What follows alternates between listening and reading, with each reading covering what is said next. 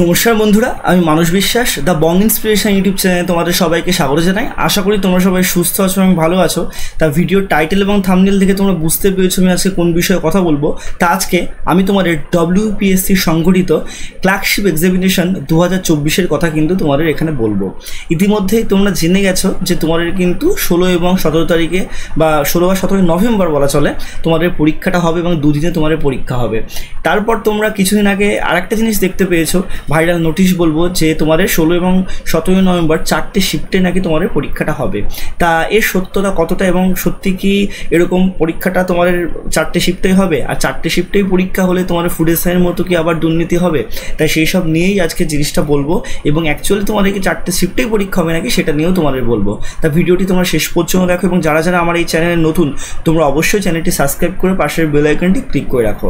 আর যারা জানো না আমি তাদেরকে ভিডিওটা শুরু করার আগে বলতে চাই, আসন্ন কেপি, ডব্লিউপি এবং WPSC ছাড়া অন্যান্য সমস্ত ওয়ান ডে এক্সামিনেশন এবং পরীক্ষাগুলোর জন্য তোমাদের কিন্তু আমি ব্যাচ কোর্স চালাই এবং সেই ব্যাচ কোর্সের ফিজ ঠিক আছে এককালীন কিন্তু 700 টাকা। এককালীন 700 টাকার বিনিময়ে তোমরা সমস্ত ব্যাচ কোর্সে যুক্ত হতে পারবে এবং যতদিন না পর্যন্ত চাকরি পাবে সমস্ত স্টাডি মেটেরিয়ালস, সমস্ত ভিডিও তোমরা কিন্তু অ্যাভেল করতে পারবে। তা যারা যুক্ত হতে চাও নিচে দেওয়া হোয়াটসঅ্যাপ নম্বরে আমার সাথে কিন্তু যোগাযোগ করতে পারো। তাহলে চলো বেশি দেরি না করে আজকে ভিডিওটা শুরু করা যাক।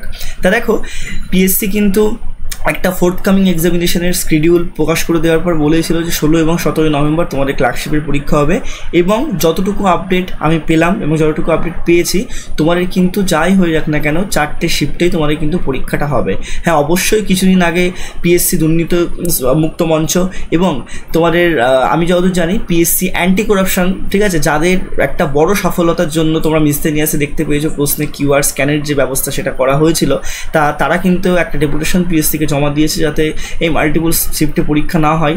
সবার প্রথমে মাল্টিপল শিফটে পরীক্ষা হলে কি হবে, প্রশ্ন যারা প্রথমে পাবে তাদের কিন্তু একটা অ্যাডভান্টেজ থাকে, কারণ তোমাদের শিফটের ব্যাপার থাকলে প্রশ্ন কিন্তু প্রত্যেকটা শিফটে সেম হয় না ঠিক আছে। কোনো শিফটে কঠিন প্রশ্ন হয়, কোনো শিফটে কিন্তু সহজ প্রশ্ন হয় বা কোনো শিফটে মাঝারি প্রশ্ন হয় ঠিক আছে। সেক্ষেত্রে তোমাদের যেহেতু নর্মালাইজেশন নেই সেহেতু কিন্তু 4টে শিফটে পরীক্ষা করানো খুবই একটা বাজে সিদ্ধান্ত বলে আমি অন্তত মনে করি, কারণ এখনকার দিনে এমনি পরীক্ষা হয় না। তার উপর কেন একটা ছেলে বেশি অ্যাডভান্টেজ পাবে, একটা ছেলে কম অ্যাডভান্টেজ পাবে?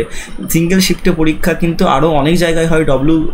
বিপির পরীক্ষায় তোমার সিঙ্গেল শিফটে পরীক্ষা হতে পারে, কেপি কনস্টেবল এর পরীক্ষা সিঙ্গেল শিফটে পরীক্ষা হতে পারে, ডব্লিউপিতে তো প্রায় 10 লাখের উপরে ফর্ম ফিল আপ হয়। সেক্ষেত্রে কেন তোমাদের সিঙ্গেল শিফটে পরীক্ষা হবে না ঠিক আছে? কিন্তু যতদূর আমি খবর পাচ্ছি তোমাদের কিন্তু এই যে পরীক্ষাটা এটা তোমাদের 4টে শিফটে পরীক্ষাটা হতে পারে ঠিক আছে। এবং তোমাদের আরেকটা কথা বলে দিই, এই শিফটে পরীক্ষা হলে তোমাদের কিন্তু কোনো নর্মালাইজেশনের কোনো ব্যবস্থা নেই ঠিক আছে।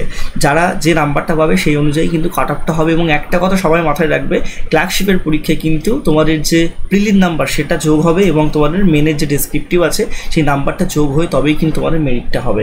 সেক্ষেত্রে সেই জায়গাটায় দাঁড়িয়ে তোমাদের কিন্তু এরকমভাবে 4টে শিফট করাটা কখনো বাঞ্ছনীয় নয় ঠিক আছে।